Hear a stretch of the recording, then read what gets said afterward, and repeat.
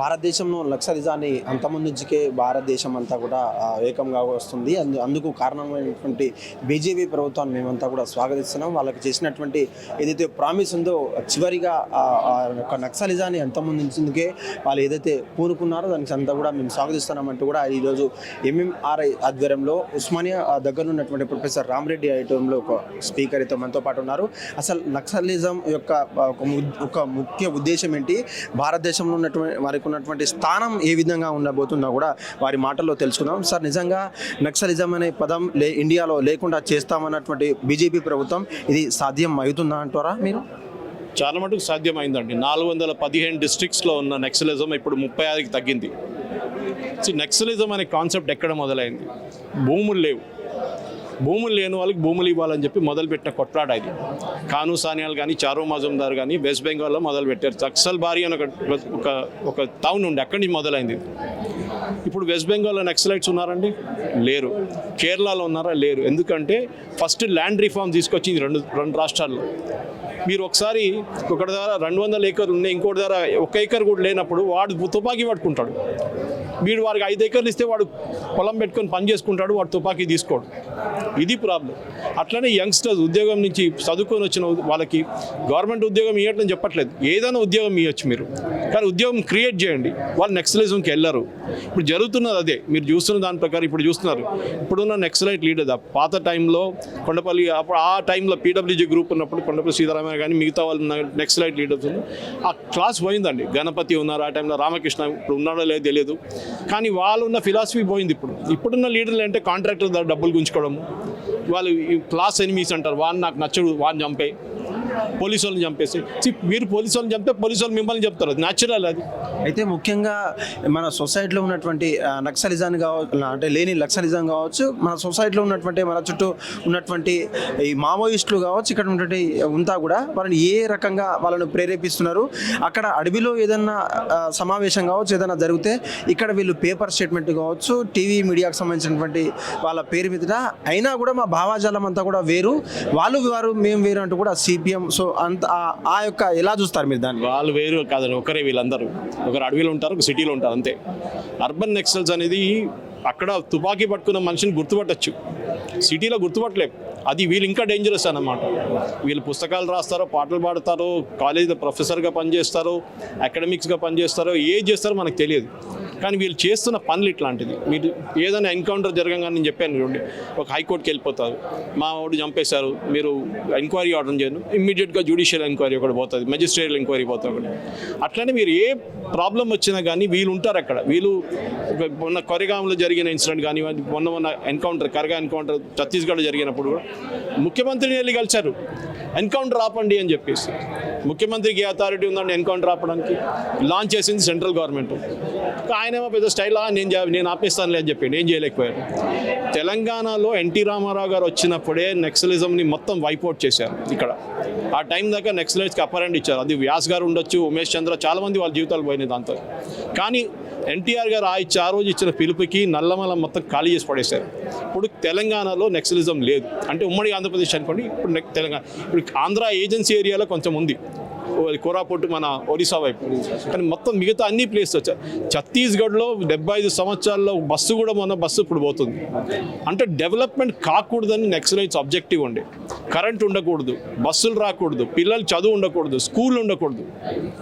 అది అన్నీ వచ్చినప్పుడు ప్రజలు వాళ్ళ దగ్గర స్కూల్కి వెళ్తారండి, నక్సలైట్ వైపు రారు వాళ్ళు. ఇదే రకంగా చూసుకుంటే జార్ఖండ్ కావచ్చు, అక్కడ ఉన్నటువంటి ఛత్తీస్గఢ్, ఒడిశా ప్రాంతాలు ఏదైతే ఉందో అక్కడంతా మినరల్ రిసోర్సెస్ ఉన్నాయి.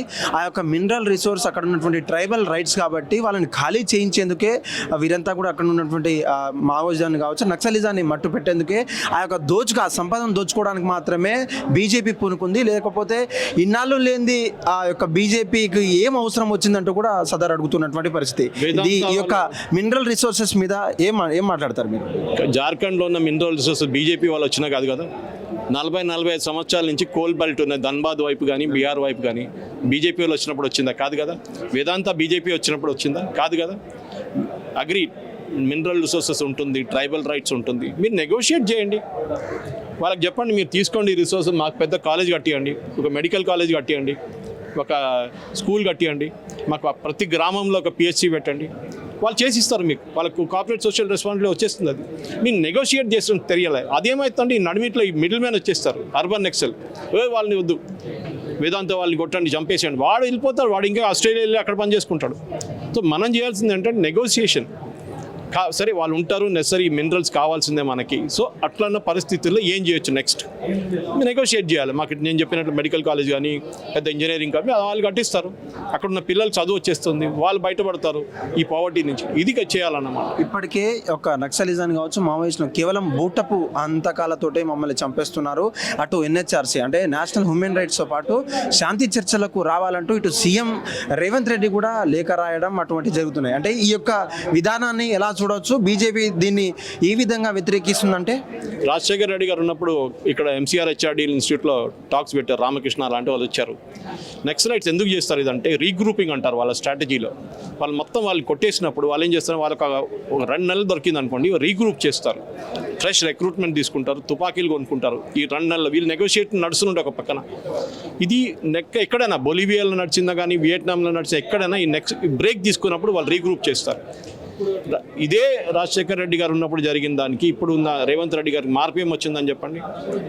ఇది బీజేపీ ప్రభుత్వం ఉన్నారని చెప్పి మేము మాట్లాడతామని చెప్పి ఏం కాదు. Central government policy next March కల్లా నెక్సలిజం ఉండదని చెప్పి అమిత్ షా గారు చెప్పారు. బహుశా అది ఆయన చాలా టాల్ అజెండా, కానీ అట్లీస్ట్ నెక్స్ట్ కాకుండా దాని నెక్స్ట్ సంవత్సరం అయినా నెక్సలిజం చాలా మటుకు పోయింది. ఇప్పుడు టాప్ లీడర్స్ అందరు పోయారు నెక్సలిజం, వాళ్ళకి టాప్ లీడర్స్ లేరు మావోయిస్టులు ఇప్పుడు. కానీ ఇప్పుడు కూడా చూడండి బీహార్ ఎలక్షన్లో వాళ్ళకి 12 నుంచి 14 సీట్లు వస్తాయి. ఎట్లా వస్తుంది అది అంటే వాళ్ళకి ఆ ఏరియాలో సపోర్ట్ ఉంది.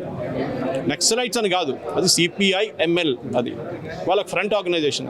సో అక్కడ మీరు అది చేయండి, you come in to the legislature, మీరు పార్టీ పెట్టి మీరు ఎలక్షన్ గెలవండి, అది చేయండి. అది కాకుండా తుపాకీలు పట్టుకొని వాన్ చంపేస్తా వీని చంపేస్తా అంటే ఎట్లా ఉంటుందండి? అదే ప్రాబ్లం. ఓవరాల్గా చెప్పండి, ఈరోజు జరిగినటువంటి సమావేశానికి గల కారణాలు ఏంటి? నిజంగా మీరు దీన్ని స్వాగతిస్తున్నారా? ఒకవేళ అమిత్ షా చెప్పినటువంటి ఈ యొక్క మార్చ్ కల్లా ఏరివేత ఏదైతే స్టార్ట్ అవుతుందో, ఎండ్ అవుతుందో, అది కనుక జరగకపోతే ఇంకేమైనా ఫైనల్ కాల్ ఏమై ఉంటుంది బీజేపీది? ఇవాళ జరిగిన ఇక్కడ మీట్లో చాలా మటుకు నేను సాయికృష్ణ గారిని మాట్లాడుతూ మేము ఇంకో మీడియా కాన్సెప్ట్ నుంచి ఇంకోటి అర్బన్ నక్సల్ గురించి మాట్లాడాం. కానీ నక్సలిజంలో ఫిలాసఫీ ఏంటి అనేది చాలామందికి తెలియదు. మన వాళ్ళకి ఇక్కడ ఉన్న కార్యకర్తలకే తెలియదు నక్సలిజం ఫిలాసఫీ ఏమి ఉండే, ఒరిజినల్ ఫిలాసఫీ. అదే చెప్తాను, కానూ సాలియాన్ కానీ చారు మజుందార్ వాళ్ళు ఉన్నప్పుడు ఫిలాసఫీ ఉన్నాయి. అది భూమి ఉండొచ్చు, అది రైట్స్ ఉండొచ్చు, ల్యాండ్ రైట్స్ ఉండొచ్చు, ఏదైనా ఉండొచ్చు. అదంతా మారిపోయింది మొత్తం. వాళ్ళు అక్కడి నుంచి బయటకు వచ్చి ఇప్పుడు కాంట్రాక్టర్ని బ్లాక్మెయిల్ చేయడం, కాంట్రాక్టర్ వాళ్ళ దగ్గర డబ్బులు గుంజుకోవడం, ఇదే నడుస్తుంది. సో ఈ ప్రాబ్లం కాకుండా డెవలప్మెంట్ తీసుకురావాలి ఈ పిల్లలకి, ఇక్కడున్న పిల్లలకి. ఎందుకంటే ఈ జనరేషన్కి తెలియదు ఏం జరిగిందని. మాలాంటి వాళ్ళు చూసారు, జార్జ్ రెడ్డి డెడ్ బాడీ చూసిన మనిషి నాకు తెలుసు ఏం జరిగింది ఆ టైంలో ఇక్కడ. సో ఆ పరిస్థితులు ఇక్కడ ఉంటుండే, ఉస్మానియాలో ఉంటుండే నేను కూడా. సో అప్పుడున్న పరిస్థితి ఇప్పుడున్న పరిస్థితి మారిపోయింది చాలా మటుకు. ఇట్లాంటి అప్గ్రేడేషన్ ఆఫ్ నాలెడ్జ్ ఉంటే బాగుంటుంది. ఇక్కడున్న పిల్లలకి ఈ జనరేషన్కి చెప్పియాలన్నమాట. డెఫినెట్గా మంచి ఒక మూవ్, ఇది మంచి ఇనిషియేటివ్. వీళ్ళందరినీ వెళ్ళి రేపు నెక్సలైట్స్ని కొట్టమంటలేదు, వాళ్ళకు ఒక ఐడియా వస్తుంది ఏం జరుగుతుంది, ఏం జరిగింది అనేది. రైట్, ఇది పరిస్థితి. తెలంగాణ రాష్ట్రంలో ఉన్నటువంటి ఎటువంటి శాంతి చర్చలకు తావులేదు. కేవలం అమిత్ షా చెప్పినటువంటి డెడ్ లైన్ ఏదైతే ఉంటుందో, మార్క్సిజం కావచ్చు, అక్కడ నుండి నక్సలైట్లను ఏరివేత సిద్ధమైనటువంటి బీజేపీ ప్రభుత్వం తన కర్తవ్యం నెరవేర్చేలా మేమంతా స్వాగతిస్తున్నాం. దీనికి పూర్తి మద్దతు మా తరఫున ఉంటుందంటూ కూడా ఇక్కడ ఉండే స్పీకర్ చెప్తున్నటువంటి పరిస్థితి. అదేవిధంగా ఏదైతే ఆనాటి కాలంలో ఉన్నటువంటి నక్సలిజం కావచ్చు, ఆనాటి కాలంలో ఉన్నటువంటి మావోయిజాన్ని ఈ యొక్క నక్సలైట్లు కావచ్చు, ఇక్కడ ఉన్నటువంటి కమ్యూనిస్టులు పాటించడం లేదు. కేవలం బూటకు హంతకాలతో అక్కడ ఉన్నటువంటి ప్రాంతానంతా కూడా డెవలప్ చేయకుండా వాళ్ళంతా జీవనోపాధి గడుపుతున్నారు. అక్కడ డెవలప్మెంట్ అడ్డుకుంటున్నారు మాత్రమే బీజేపీ యొక్క కార్యాచరణ అందుకుంటుందని చెప్తున్నారు.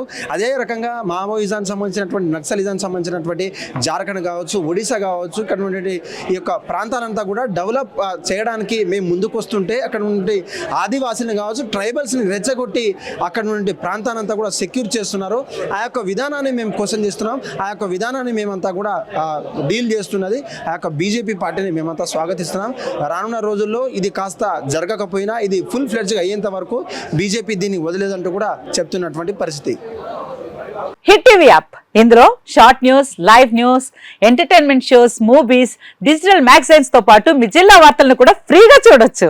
ఇంకెందుకు ఆలస్యం, వెంటనే హిట్ టీవీ యాప్ ని డౌన్లోడ్ చేసుకుని ఫ్రీగా ఎంటర్టైన్మెంట్ పొందండి. Hit TV app, hit TV app, please download hit TV app. Hit TV app ని ఫ్రీగా డౌన్లోడ్ చేసుకొని ఎంజాయ్ చేయండి. మీకు నచ్చిన ఎంటర్టైన్మెంట్ కోసం హిట్ టీవీ యాప్ ని ఫ్రీగా డౌన్లోడ్ చేసుకుని ఎంజాయ్ చేయండి. హిట్ టీవీ యాప్ని డౌన్లోడ్ చేసుకుని ఆస్వాదించండి, ఆశీర్వదించండి. ఇంతమంది సెలబ్రిటీలు హిట్ టీవీ యాప్ ని డౌన్లోడ్ చేసుకోండి అని చెప్తున్నారంటే ఎంత మంచి యాప్ ఆలోచించండి. అమెరికా అమెరికా అమెరికా అమెరికాలో చదవాలనుకునే వాళ్ళకి విశ్వసనీయమైన పేరు మన శౌర్య consultancy. UK Law 1 Year Masters. UK Law 1 Year Masters. 2 years work permit up to 5 years visa. Contact Saurya Consultancy. Contact 89851 89851.